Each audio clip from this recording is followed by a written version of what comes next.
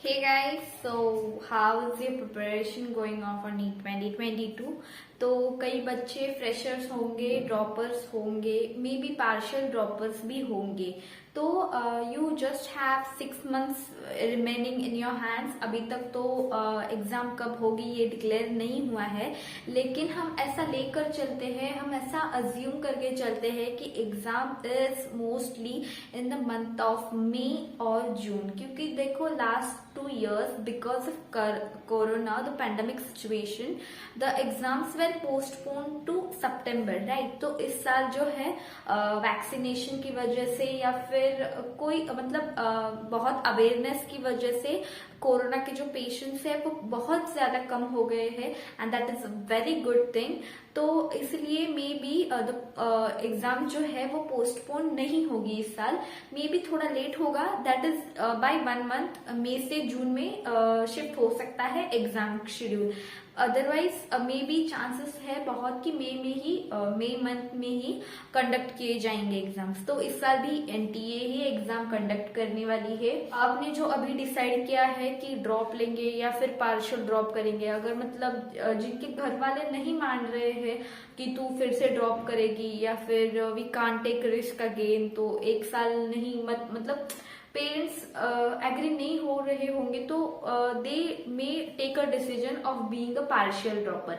तो partial dropper क्या है, कंसेप्ट क्या है, तो आपको किसी दूसरे कोर्स में एडमिशन लेकर साथ में ही नीट की पढ़ाई आपको कंटिन्यू करनी है. इसका मतलब कि फॉर एग्जाम्पल कई बच्चे क्या करते हैं कि इसी टाइम पे आपको डिसाइड करना है कि अगर आपको एमबीबीएस नहीं मिल रहा है तो आपको कौन सी फील्ड सुटेबल है, वही फील्ड में जाना है. ऐसा आपको बिल्कुल भी नहीं करना है कि जो भी लोएस्ट फील्ड है वही आप करें. क्योंकि क्या हो कि अगर नेक्स्ट ईयर जो प्रोबेबिलिटी है वो आपको विचार करके आपको करना है जो भी एक्शन, ठीक है, जो भी आप एक्शन करोगे वो प्रोबेबिलिटीज को ध्यान में रखते हुए डिसीजंस लेने हैं, ठीक है. तो मेरा मतलब ये है कि अगर आप पार्शियल ड्रॉपर होना चाहते हो तो बीएससी, अगर आपको अभी इस साल बीएमएस मिल रहा है या फिर बीडीएस मिल रहा है लेकिन you are hoping for a good MBBS seat और इसके लिए आप फिर से नीट देना चाहते हो, तो directly don't go for BSc. की बीएससी बहुत आसान रहता है, वहां पे काम कम मतलब स्टडीज बहुत कम लगेगी, बहुत इजी. ऐसा बिल्कुल भी नहीं है.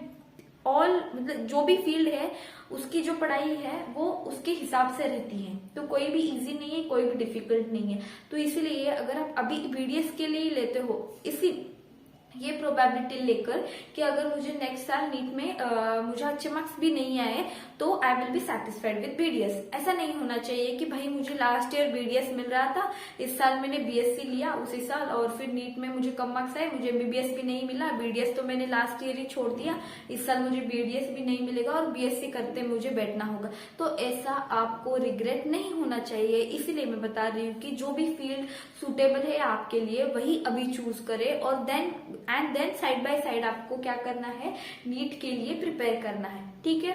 तो नीट के लिए कैसे प्रिपेयर करें as a partial dropper, this will be a big question mark in front of you, right. तो जो भी पढ़ाई है आपकी, मतलब देखो अगर आप सेकेंड टाइम ड्रॉप ले रहे हो या फिर फर्स्ट टाइम भी ड्रॉप ले रहे हो लेकिन घर वाले नहीं मान रहे, इसीलिए मुझे कहीं तो एडमिशन लेके रखना है और फिर नीट की प्रिपरेशन करनी है, ऐसा है आपका, तो द वेरी गुड थिंग ये है कि आपका थोड़ा बहुत तो नीट के लिए हो गया है, ठीक है. तो क्या करना है आपको, जो भी आपका अदर कोर्स है, let me consider it as any course, okay, let it be a BMS का कोर्स हो, बीएचएमएस हो, बीडीएस हो, फिजियोथेरेपी हो, और उसके साइड में आप ये जो है पढ़ाई कर रहे हो नीट की फॉर एमबीबीएस सी. तो देखो ये भी कोर्सेज अच्छे हैं, ऐसा नहीं कह रहे कि MBBS is the best and if you are not getting that you are a loser, ऐसा बिल्कुल भी नहीं कहना है मेरा. बहुत अच्छे हैं ये भी फील्ड्स, जिसमें आप इंटरेस्टेड हो वही फील्ड ज्यादातर आप प्रेफर करो, ठीक है. तो क्या करना है आपको, इसकी भी जो पढ़ाई है, आप जो अभी कोर्स कर रहे हो उसकी पढ़ाई भी आपको चालू रखनी है and you have to not neglect it और इग्नोर इट. क्योंकि कैसा है, आपको इधर भी पास होना है, मतलब कैसा होगा, आपको 50-50 देना होगा, ना कि आपको 20% यहाँ और फुल हियर, वैसा होगा. तो नीट का कैसा है कि अगर टफ जाए पेपर तो नीट हाथ से निकल जाएगा और इसकी पढ़ाई नहीं की इसलिए ये भी निकल जाएगा, तो आपका यह ईयर जो है वो भी वेस्ट हो जाएगा। तो आपने यहाँ पार्शियल ड्रॉपर होने का क्यों डिसीजन लिया है, क्योंकि you don't want to waste a year. तो ऐसा भी आपको वेस्ट नहीं करना है ना ईयर, तो यहाँ पे आपको बहुत अच्छी पढ़ाई करनी है एंड साइड बाय साइड आपको इधर भी अच्छी पढ़ाई करनी है।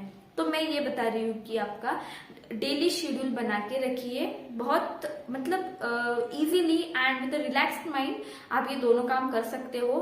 कोई भी डिप्रेशन में जाने की जरूरत नहीं है। बहुत लोग आपको डिमोटिवेट कर सकते हैं, आपको उन्हें बहुत ही परफेक्टली इग्नोर करना है। जो मुझे करना है, जो मुझे लगता है कि ये सही है, ये ठीक है मेरे लिए, वही आपको करना है, ठीक है। तो ये जो है ये पढ़ाई करके आपको ये पढ़ाई करनी है। तो क्या करना है आपका, इन 24 आवर्स में आपको खाली 4 आवर्स आपके नीट की पढ़ाई के लिए निकालने हैं डेली। मतलब देखो, आज से 6 महीने, अगर आप 4 महीने भी पढ़ते हो तो काफी है। ऐसा मैं क्यों कह रही हूँ, लोग तो कहते हैं 12 घंटे पढ़ो, 15 घंटे पढ़ो, लेकिन आपका जो है हो चुका है ना, एक बार इंट्रोडक्शन तो हो चुका है। तो आप अभी हार्ड वर्क नहीं करोगे 15-15, 16-16 घंटे पढ़ के, आप करोगे स्मार्ट वर्क, यानी कि जो एनटीए फोकस करती है जिन कंसेप्ट पे जो पॉइंट्स बहुत इंपॉर्टेंट है वो आप पहले कवर करोगे। क्योंकि ऐसा क्यों, क्योंकि आपको ये भी कवर करना है। तो रिमेनिंग टाइम में आपको आपका कॉलेज करना है, उसके लिए उसकी पढ़ाई करने के लिए आपको मिनिमम 2 से 3 घंटे आपको निकालने होंगे सेल्फ स्टडी के लिए, जो भी कोर्स है आपका कॉलेज का, ठीक है। तो अदर एक्टिविटीज मतलब खाना पीना सोना, कहीं काम हो, कुछ शॉपिंग, तो वो उसके लिए, एंड देन वो सब छोड़ के आपको 4 घंटे निकालने हैं आपकी नीट प्रिपरेशन के लिए, ठीक है। तो आपको ये रेगुलरली रखना है। और नीट के लिए जब 1 मंथ रह गया हो, बहुत कम डेज रह गए हो, तब आपको इसकी जो पढ़ाई है वो पूरी साइड में रखनी है and fully focus on your NEET examination. तो ऐसा आपको फुल्ली प्लान करना है। और ज्यादातर मैं आपको ये सजेस्ट करना चाहती हूँ कि आप टेस्ट सॉल्विंग ज्यादा से ज्यादा करो। टेस्ट क्वेश्चन सॉल्व आप जब करते हो तभी आपका जो है मतलब कहाँ लैक हो रहा है प्रिपरेशन में, आप कहाँ कम पढ़ रहे हो वो आपको पता चलता है। तो इसीलिए जो भी आप लेसन लेते हो तो वो लेसन रीड करके उसका कंसेप्ट जो है क्लियर करके उसके क्वेश्चंस आप वहीं पे सॉल्व करो। क्वेश्चन पेपर्स जो होते हैं वो आप सॉल्व करो, प्रीवियस ईयर क्वेश्चंस आप सॉल्व करो जो क्वेश्चन आपको हार्ड लगते हैं। और मतलब देखो, एक लेसन में 6 कंसेप्ट है सपोज, तो 6 कंसेप्ट्स के एटलीस्ट 12 क्वेश्चंस निकाल के रखो कि मेरे ये सभी कंसेप्ट इन्हीं क्वेश्चन से कंप्लीट हो जाएंगे। तो जब आप रिवाइज करोगे तो खाली आपको वो 12 क्वेश्चंस, 100 क्वेश्चन सॉल्व करते हो तो वही 12 क्वेश्चंस आप सॉल्व करो ताकि कंसेप्ट क्लियर हो, मतलब सभी कंसेप्ट के एप्लीकेशन आपसे सॉल्व हो। तो this is the best trick, ठीक है।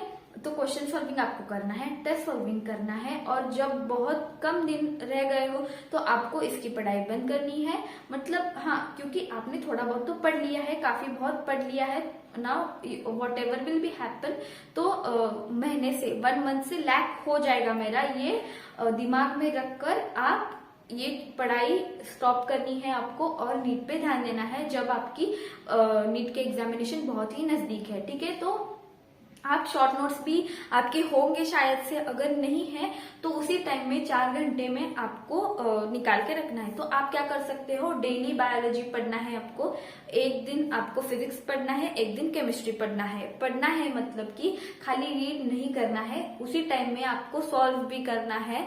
बहुत फास्ट, मतलब अभी जो है आपकी ग्रास्पिंग कैपेसिटी जो होनी चाहिए वो बहुत ज्यादा होनी चाहिए, क्योंकि you are a partial dropper. And see, I don't want to demotivate you, you can do it if you, मतलब आपकी अगर जिद है कि मुझे नहीं इस साल मिलना ही चाहिए और ये भी मैं करूंगी, ये भी मुझे छोड़ना नहीं है, क्योंकि ये मेरा डिसीजन था कि मैं एज अ पार्शियल ड्रॉपर मैं नीट दूंगी।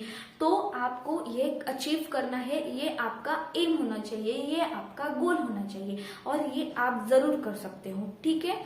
तो शेड्यूल मेंटेन करो, जो भी नोट्स हो ऐसा नोट्स अपने साथ रखो कि एग्जाम के पहले आप जल्द में रिवाइज कर सकते हो। ठीक है, फॉर्मूला बुक बनाओ। अगर कोई भी डाउट हो तो मुझे पूछ सकते हो मेरे टेलीग्राम चैनल पे, या फिर you can comment me in the comment section. I will surely help you. So take care and all the best.